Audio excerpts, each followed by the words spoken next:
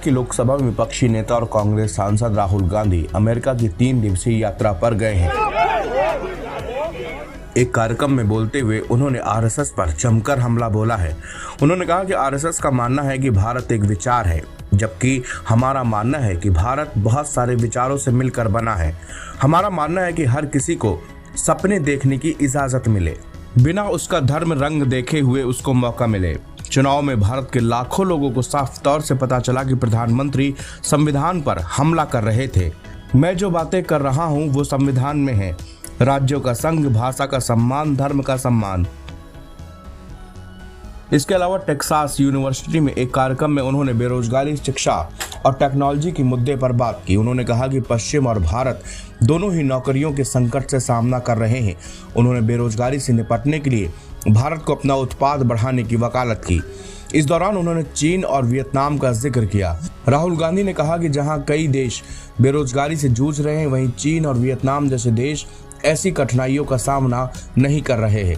उन्होंने इसके पीछे ग्लोबल प्रोडक्शन से जुड़े ऐतिहासिक बदलावों का जिक्र किया है।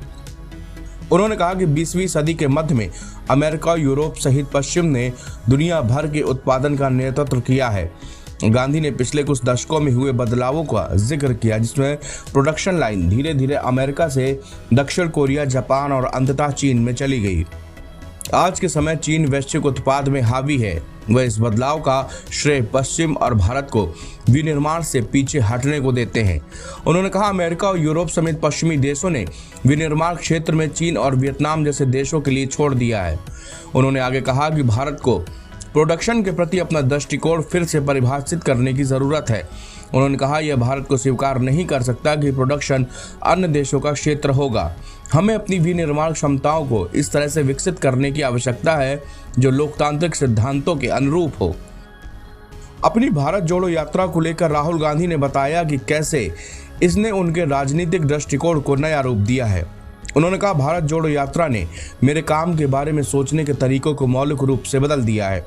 सबसे शक्तिशाली चीज जो स्वाभाविक रूप से हुई वह थी राजनीति में प्रेम के विचार का परिचय।